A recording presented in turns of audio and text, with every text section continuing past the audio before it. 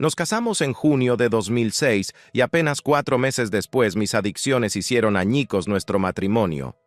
Keith siempre temió que la adicción arruinara su matrimonio, pero parece que lo ha conseguido por sí mismo al tener una aventura. En medio de los rumores sobre la separación, los fans finalmente han desenterrado un vídeo acalorado entre la pareja que demuestra que las grietas en su matrimonio no aparecieron de la noche a la mañana. El video viral que rompió el silencio. Antes de analizar las acaloradas imágenes entre la pareja, demos un paso atrás y rastreemos el origen del problema. Todo comenzó con el atrevido cambio en la letra de Keith. Una noche de viernes, el aire de Minnesota era fresco debido al comienzo del otoño, y la multitud que asistía al High and Alive World Tour de Keith Urban se animaba al son de la guitarra eléctrica y los gritos del estadio. Las luces del escenario lo bañaban de oro, y su familiar sonrisa brillaba mientras comenzaba a tocar las primeras notas de The Fighter, una de sus canciones más queridas. Desde su lanzamiento en 2016, The Fighter siempre ha sido un tributo, no a sus fans, ni a la fama, sino a una mujer, Nicole Kidman. Fue escrita en los primeros años de su matrimonio, inspirada en una conversación cuando el amor aún era nuevo y frágil. En ese momento de vulnerabilidad, Keith le prometió que él sería el luchador, el que se interpondría entre ella y el mundo cuando las cosas se pusieran difíciles. Durante casi 10 años, había cantado la misma estrofa cada noche. Cuando intenten hacerte daño, cariño, yo seré el luchador. Pero aquella noche en Minnesota, todo cambió. Cuando las luces se atenuaron y el público se calló, Keith miró a su izquierda, a la joven que tocaba la guitarra a su lado. Entonces cantó, con voz firme pero claramente alterada. Cuando intenten hacerte daño, Maggie, yo seré tu guitarrista. El público dudó, sin saber si había oído bien. Luego vinieron los susurros, las risas, la incredulidad, y en ese instante, un destello de sonido transmitido a través de innumerables teléfonos celulares que grababan cada nota, nació una tormenta. El nombre Maggie no era aleatorio. Pertenecía a Maggie Baug, una multiinstrumentista de 25 años y artista country en ascenso, que estaba de gira con Keith como su guitarrista, violinista y corista. Maggie era joven, talentosa y llena de energía. Llevaba actuando desde niña, criada en Boca Ratón, Florida, con un violín en las manos desde los 6 años. A los 11 años ya tocaba en el Carnegie Hall. Su formación clásica evolucionó hacia la música country y sus dedos cambiaron las cuerdas del arco por las de la guitarra. A los 18 años se mudó a Nashville y en algún momento de ese viaje se cruzó en el camino de Keith Urban, quien vio en ella la chispa de algo especial. Se unió a su gira en 2024, apareciendo por primera vez en el escenario junto a él en los CMT Music Awards. No era solo otra artista telonera, sino que formaba parte del corazón del espectáculo, una intérprete capaz de mantenerse firme junto a uno de los nombres más importantes de la música country. Y entonces llegó esa letra, esa única y evocadora palabra. A las pocas horas de terminar el concierto, Internet ya tenía el vídeo. La propia Maggie lo publicó en Instagram con la leyenda, ¿acaba de decir eso? Una frase que resonaría en todos los sitios web de entretenimiento en los días siguientes. Más tarde editó la publicación, pero para entonces ya era demasiado tarde. Las especulaciones habían cobrado vida propia. El momento no podía haber sido peor. Solo 3 días después, el 30 de septiembre de 2025, Nicole Kidman solicitó oficialmente el divorcio en Nashville, Tennessee, tras 19 años de matrimonio. La fecha de separación que figuraba en los documentos judiciales, ese mismo día. Fuentes cercanas a la pareja revelaron a la revista People que el matrimonio había terminado discretamente meses antes, mucho antes de que nadie fuera de su círculo más cercano lo supiera, y que la ruptura había sido, según una de las fuentes, unilateral. Nicole había intentado salvarlo. Keith, según dijeron, ya había tomado la decisión. Ella estaba devastada, traicionada, y lo peor de todo, sorprendida por la rapidez con la que las cosas se habían desmoronado. Lo que hacía que esa letra fuera tan devastadora no era solo su significado, sino lo que sustituía. The Fighter no era una canción cualquiera. Era una carta de amor que Keith había leído en voz alta al mundo. Él había dicho en entrevistas que la canción provenía de una conversación al principio de su relación, cuando Nicole le confió sus miedos sobre la confianza y el desamor. Keith le dijo que cuando el mundo se le echara encima, él estaría allí, no para arreglarlo todo, sino para apoyarla. La letra Yo seré el luchador era su promesa. Ahora, después de casi 20 años, esa promesa había sido reescrita en directo, en el escenario, ante millones de testigos. Para quienes habían seguido su historia, fue como ver cómo se desmoronaba una promesa. Keith Urban y Nicole Kidman siempre habían sido la excepción, la pareja improbable que parecía sobrevivir a todo. Él era la estrella del country de Nueva Zelanda, criado en Australia, que había luchado contra la adicción y el caos de la fama. Ella era la actriz dorada de Hollywood, de las que podían estar a la altura de Kubrick, Scorsese y las esposas de Monterey de Big Little Lies. Juntos, habían sido la personificación de la resiliencia. Incluso cuando Keith hablaba públicamente de sus demonios, siempre presentaba a Nicole como su ancla, la que lo sacó de la oscuridad. Nos casamos en junio de 2006 y, apenas 4 meses después, mis adicciones hicieron añicos nuestro matrimonio. Si quieres ver cómo es realmente el amor en acción, pruébalo. Nick hizo caso omiso de todas las voces negativas. Ella eligió el amor. Así se expresaba Keith sobre los meses posteriores a su boda en 2006, cuando su adicción casi acabó con su matrimonio antes de que empezara. Fue Nicole quien lo ingresó en rehabilitación. Fue Nicole quien se quedó cuando habría sido más fácil marcharse. Sobrevivieron a eso. Sobrevivieron al resplandor de Hollywood. Sobrevivieron a la distancia, a los horarios y a todos los clichés que rompen los matrimonios famosos. Hasta que, de alguna manera, no lo hicieron. En retrospectiva, las pistas estaban por todas partes. En junio de 2025, Nicole publicó un homenaje a Keith en Instagram, con motivo de su aniversario. Feliz aniversario, cariño, Iwara Keith Urban. Sería el último. Una semana después, aparecieron juntos en la Copa Mundial de Clubes de la FIFA en Nashville, sonriendo a las cámaras que no podían ver la tensión que había debajo. En julio, Keith volvió a salir de gira mundial, mientras que Nicole estaba en Londres rodando Practical Magic 2. Estaban separados por continentes y, al parecer, por mucho más que eso. Los fans que escucharon con atención notaron algo extraño en la entrevista radiofónica que Keith concedió en julio a Jonesy y Amanda, un fragmento que se ha vuelto viral. Cuando le preguntaron por su increíble historia de amor con Nicole y si creía que el destino los había unido, el tono vacilante de Keith, sus respuestas entrecortadas, decían más que sus palabras. Incluso los presentadores parecían sentirlo. La calidez había desaparecido. En retrospectiva, era el sonido de un matrimonio que ya estaba terminando. A finales del verano, la pareja había desaparecido casi por completo de la vida pública del otro. Las publicaciones de Nicole en las redes sociales ya no lo incluían. El 19 de agosto, ella subió fotos familiares en las que se notaba la ausencia de Keith. El 29 de agosto, él firmó un acuerdo de disolución matrimonial, lo que puso fin al matrimonio de manera efectiva sobre el papel, aunque el público aún no lo supiera. Nicole firmó el suyo el 6 de septiembre, sellando un acuerdo que incluía los arreglos de custodia de sus 2 hijas, Sunday Rose y Faith Margaret. Para el mundo, todavía parecía amor. Para ellos, ya había terminado. Luego vino Minnesota. Luego vino Maggie. El nombre en sí mismo tenía un peso que empeoraba las cosas, porque Maggie Baugh no era una artista joven cualquiera. Según todos los indicios, tenía un talento inmenso. Era una prodigio que había construido su carrera a base de trabajo duro y carisma.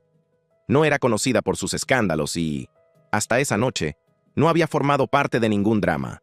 Pero cuando Keith la miró y cambió esa letra, de repente se vio empujada a una narrativa que ella no había escrito.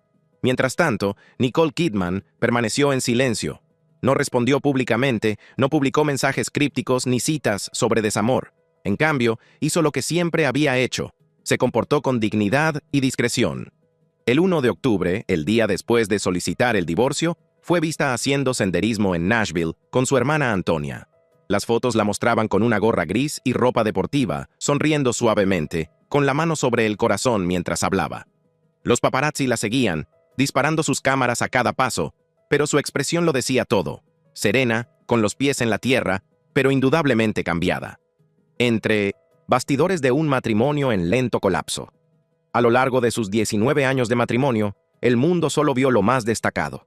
Las manos entrelazadas en las alfombras rojas, los susurros de afecto en las entregas de premios, las miradas orgullosas a través de salas llenas de cámaras flash. Pero entre bastidores, 2025 había sido diferente. La pareja había pasado más tiempo separada que junta. Nicole estaba rodando en Londres, trabajando en la esperada Practical Magic 2. mientras que la gira High and Alive World Tour de Keith estaba en pleno apogeo por Norteamérica. Quienes los conocían dicen que intentaron salvar la distancia, llamadas por FaceTime desde habitaciones de hotel, visitas sorpresa entre rodajes y conciertos, pero no fue suficiente. Keith nunca ve a Nicole, dijo una fuente al Daily Mail. Solo seguían con la rutina. A principios del verano de 2025, algo había cambiado. Nicole siempre había sido la que mantenía la relación unida. Durante las primeras dificultades de Keith con la adicción, durante sus estancias en rehabilitación, durante su recuperación y su regreso, ella fue la constante. Ella lo describió una vez como su roca. Él la describió como su gracia salvadora. Pero la gracia salvadora, con el tiempo, se cansó.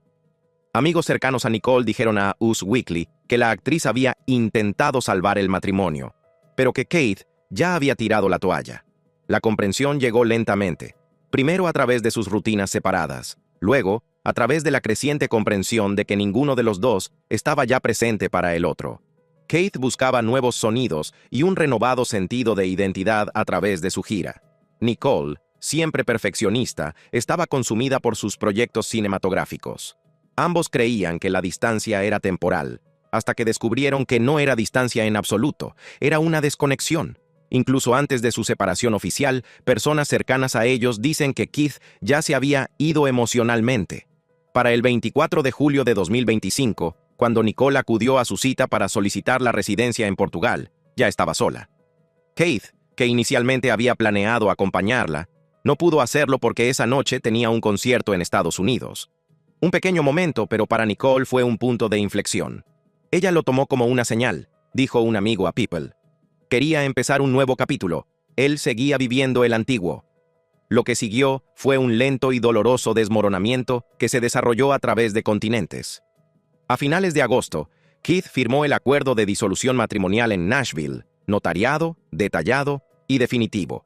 El documento no era solo una formalidad legal, sino el silencioso final de una relación.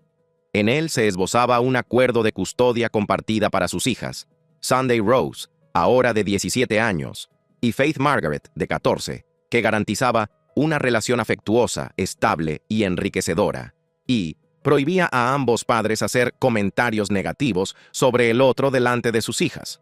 Nicole firmó los mismos documentos una semana después, el 6 de septiembre de 2025, aceptando oficialmente lo que, según todas las apariencias, era lo último que ella hubiera deseado. Cuando la letra de The Fighter se hizo viral, la decisión ya estaba tomada. La ironía de la situación era casi cruel. Keith Urban había pasado años contando a los entrevistadores que la canción The Fighter surgió en un momento temprano de su relación, cuando Nicole le confesó su miedo a volver a sufrir. Ella ya había soportado el colapso de su matrimonio con Tom Cruise, el espectáculo público del divorcio y la soledad de reconstruir su vida ante los ojos del mundo. Para Nicole, la traición no se limitaba a la letra. Se trataba del momento en que se produjo, porque ella sabía lo que significaba esa canción, no solo para ella, sino también para sus fans. Sabía que esa canción era el himno de su amor, su historia privada disfrazada de éxito musical. Así que cuando vio el video, y lo vio, a las pocas horas de hacerse viral, fue la confirmación de todo lo que había temido en los últimos meses. La expresión de su rostro, su encanto natural, la forma en que dirigió esa frase a su joven guitarrista, todo ello decía lo que las palabras no decían. Para ella, no era algo divertido. Era doloroso. Los rumores sobre la nueva relación de Keith con Maggie Baugh se extendieron rápidamente. TMZ informó de que todo apunta a otra mujer como factor de la ruptura, citando a fuentes de Nashville que afirmaban que Keith había pasado página rápidamente con alguien del mundo del espectáculo. Las matemáticas eran crueles. Keith, 57 años. Maggie, 25. Una diferencia de edad de 32 años. Nunca salieron a la luz fotos de los dos fuera del trabajo. Pero eso no importaba. La historia ya se había escrito. Los fans inundaron las redes sociales, calificando la situación de cliché de crisis de mediana edad. Los hilos de Reddit tildaban a Maggie de rompehogares. Una publicación viral decía: "Los hijastros de Nicole con Tom Cruise son mayores que Maggie. Esto es absurdo". Otros la defendieron, diciendo que solo era una inocente música atrapada en el fuego cruzado de un matrimonio roto. Pero una vez que Internet decide quién es culpable, La inocencia deja de tener importancia.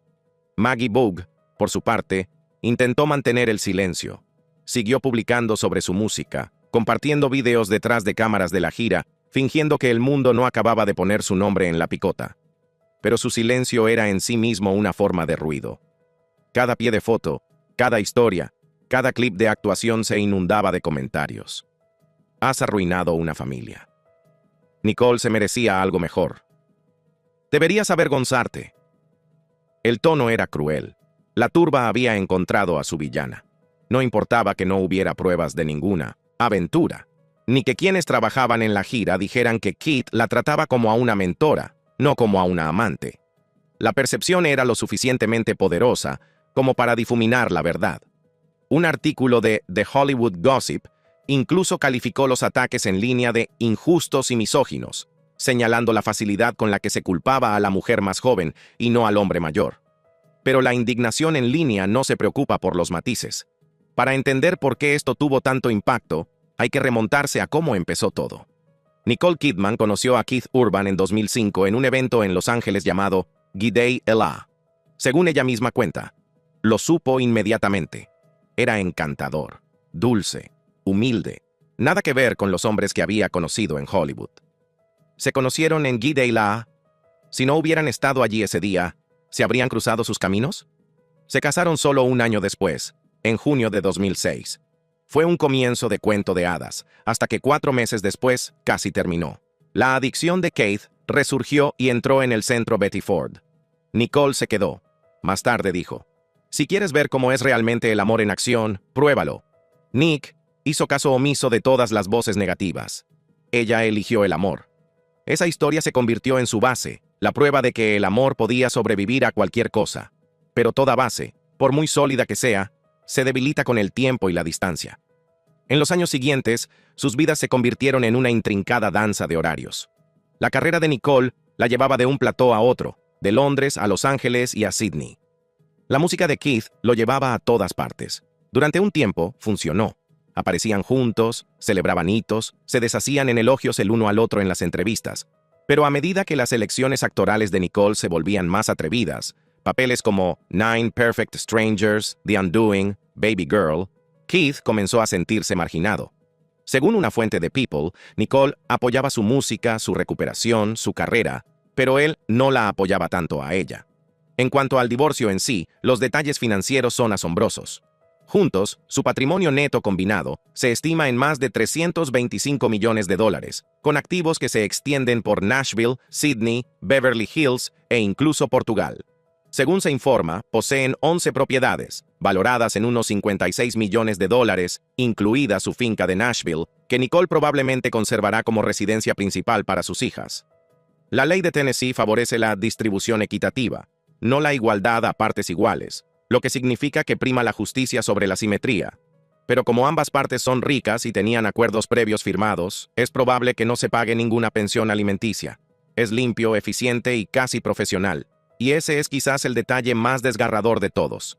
Que algo que en su día se basó en la pasión y el rescate pueda terminar con unas pocas páginas notariales y firmas. Sin embargo, las consecuencias emocionales están lejos de haberse resuelto. Para Nicole, esta no es su primera desilusión amorosa pública. Ya ha sobrevivido a un divorcio, el de Tom Cruise, uno de los hombres más famosos del mundo, bajo una de las religiones más extrañas de Hollywood, antes de la tormenta, antes del silencio, antes del escándalo, antes de que las palabras diferencias irreconciliables aparecieran en un documento judicial. Había algo más. Algo impresionante, tierno y verdadero. Había una historia de amor que en su día pareció lo suficientemente fuerte como para sobrevivir a la fama, al tiempo y a la fragilidad humana. Nicole Kidman y Keith Urban eran más que una simple pareja. Eran un retrato de esperanza, una armonía inesperada entre el glamour de Hollywood y el alma de Nashville. Mucho antes de los titulares y la desilusión amorosa, habían construido algo que hizo creer al mundo, aunque fuera por un tiempo, que el amor podía sobrevivir a cualquier cosa. Su historia comenzó en silencio, lejos de los tabloides y los flashes. Era enero de 2005 en la gala G'day USA en Los Ángeles, un evento destinado a celebrar a los australianos que habían dejado huella en el extranjero. Nicole ya era un ícono mundial. Había sobrevivido a la implosión de su matrimonio con Tom Cruise, reconstruido su carrera con The Hours y ganado su primer Oscar. Era luminosa, pero profundamente reservada. Una mujer que parecía tenerlo todo, pero que aún buscaba algo real. Keith Urban también estaba allí, a las puertas del estrellato. Un chico de campo de Nueva Zelanda, criado en Australia, se había abierto camino desde los conciertos en pueblos pequeños hasta el reconocimiento internacional. Su álbum Be Here acababa de alcanzar el disco de platino y el mundo por fin estaba conociendo su nombre. Pero detrás de su sonrisa fácil se escondía una inquietud silenciosa. Años de lucha contra la adicción y la inseguridad, de intentar conciliar la fama con la fragilidad. Cuando se conocieron esa noche, algo cambió. Ella diría más tarde que sintió una atracción inmediata, una conexión fulminante. Él dijo que era demasiado tímido para llamarla, convencido de que ella estaba muy por encima de su alcance. Durante 4 meses, guardó su número en su teléfono, demasiado intimidado para marcarlo.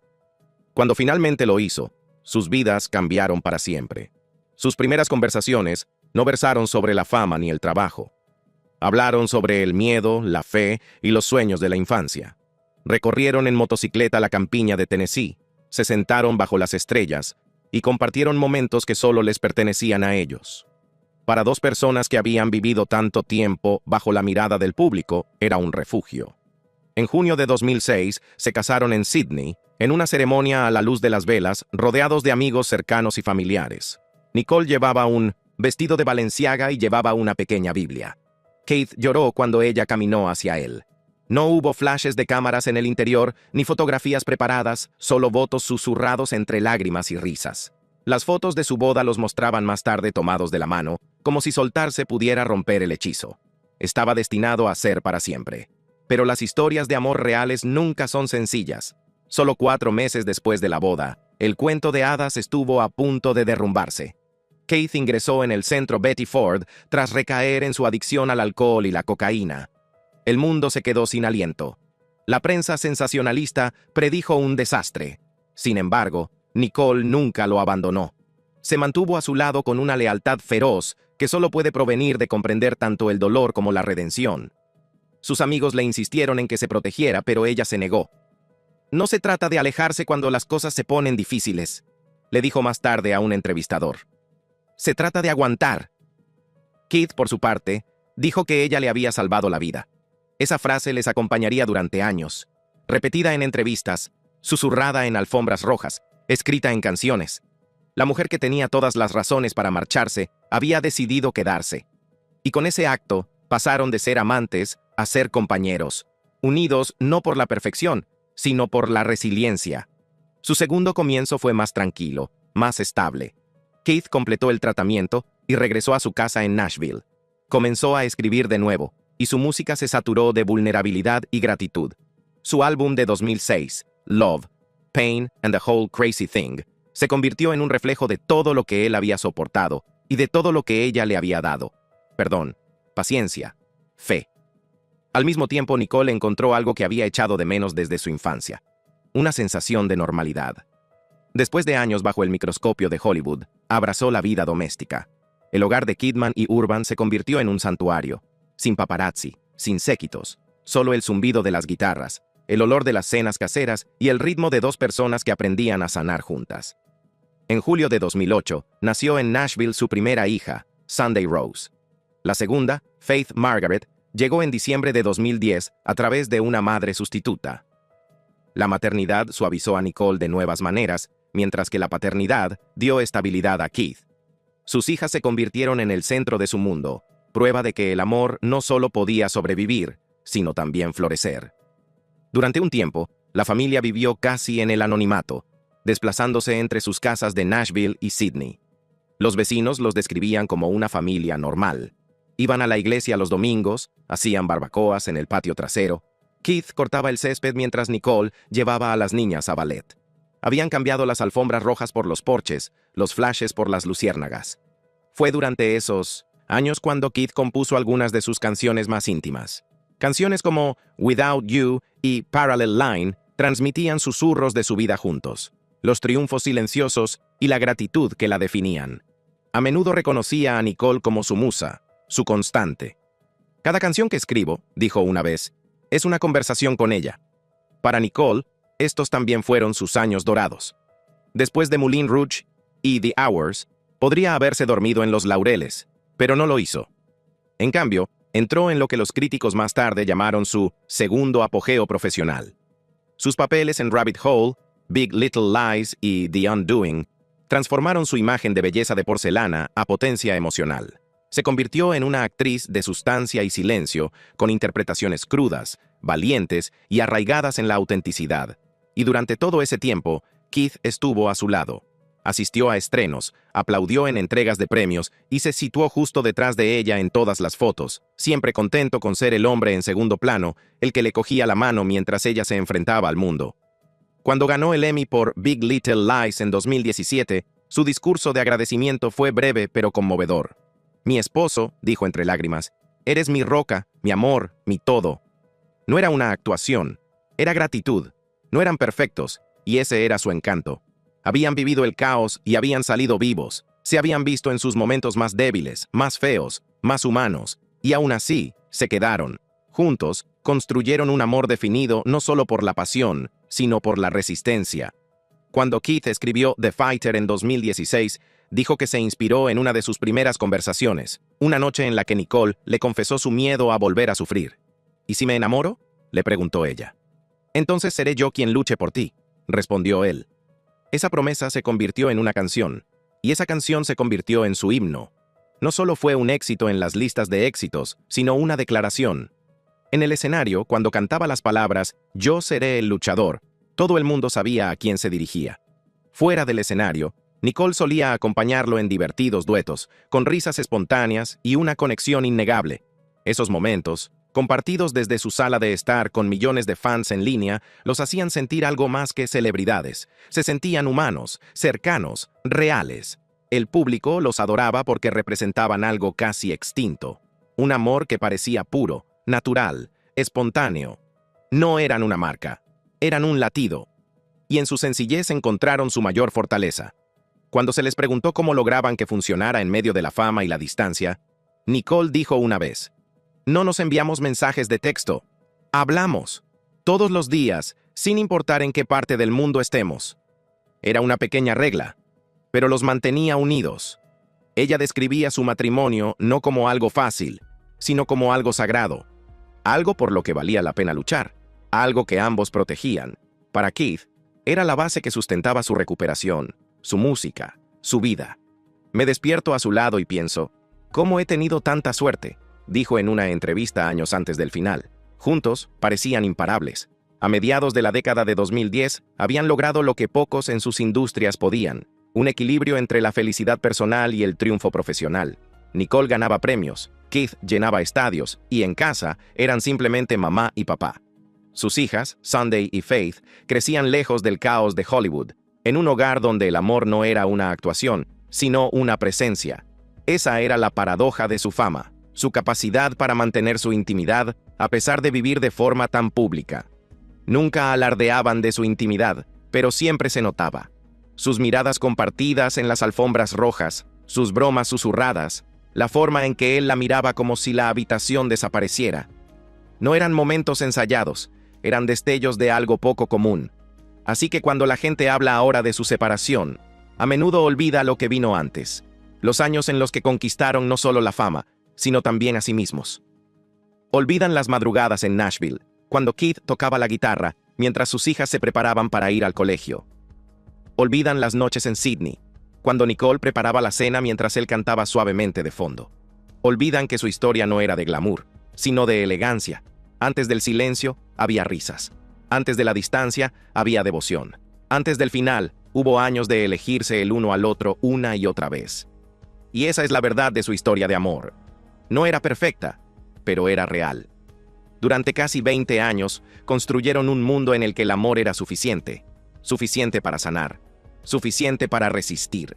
Suficiente para redefinir lo que significaba sobrevivir. Toda gran historia de amor deja un eco. Una resonancia que perdura mucho después de que las personas se hayan callado. Para Nicole Kidman y Keith Urban, ese eco aún resuena en las ondas, en los corazones de quienes creyeron en lo que ellos representaban. Gracias por vernos. Echa un vistazo a otras tarjetas en la pantalla.